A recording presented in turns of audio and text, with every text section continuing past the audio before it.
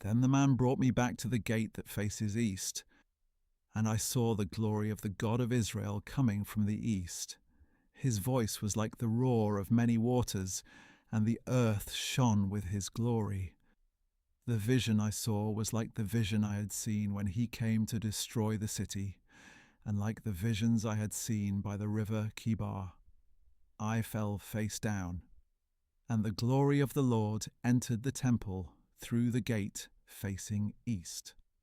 Then the Spirit lifted me up and brought me into the inner court, and the glory of the Lord filled the temple. While the man was standing beside me, I heard someone speaking to me from inside the temple, and he said to me, "Son of man, this is the place of my throne and the place for the soles of my feet, where I will dwell among the Israelites forever.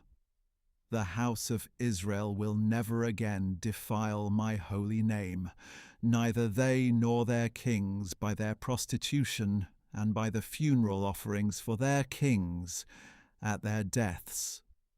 When they place their threshold next to my threshold and their doorposts beside my doorposts, with only a wall between me and them, they defiled my holy name by the abominations they committed. Therefore I have consumed them in my anger. Now let them remove far from me their prostitution and the funeral offerings for their kings, and I will dwell among them forever. As for you, Son of Man, describe the temple to the people of Israel, so that they may be ashamed of their iniquities. Let them measure the plan.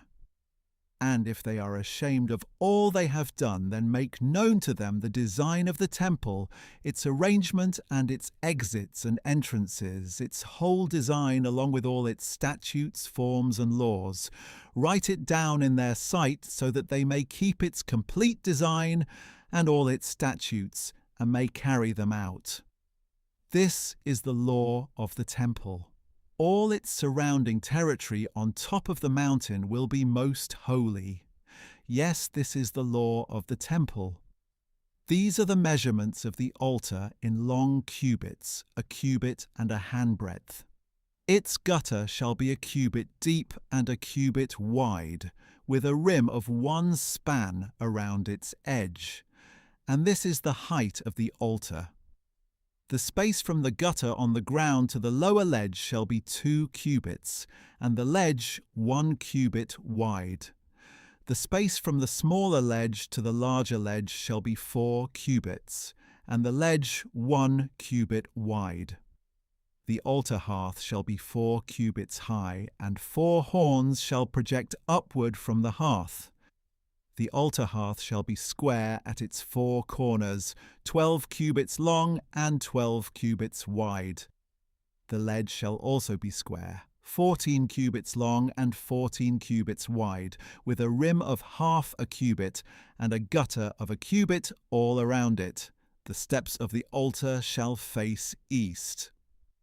Then he said to me, "Son of man, this is what the Lord God says. These are the statutes for the altar on the day it is constructed, so that burnt offerings may be sacrificed on it and blood may be splattered on it. You are to give a young bull from the herd as a sin offering to the Levitical priests who are of the family of Zadok, who approach me to minister before me, declares the Lord God. You are to take some of its blood and put it on the 4 horns of the altar, on the 4 corners of the ledge, and all around the rim. Thus you will cleanse the altar and make atonement for it. Then you are to take away the bull for the sin offering and burn it in the appointed part of the temple area outside the sanctuary. On the 2nd day you are to present an unblemished male goat as a sin offering, and the altar is to be cleansed as it was with the bull. When you have finished the purification, you are to present a young, unblemished bull and an unblemished ram from the flock. You must present them before the Lord.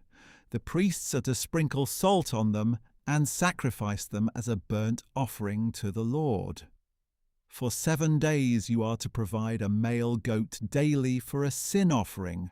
You're also to provide a young bull and a ram from the flock, both unblemished. For 7 days the priests are to make atonement for the altar and cleanse it, so they shall consecrate it. At the end of these days, from the 8th day on, the priests are to present your burnt offerings and peace offerings on the altar. Then I will accept you, declares the Lord God.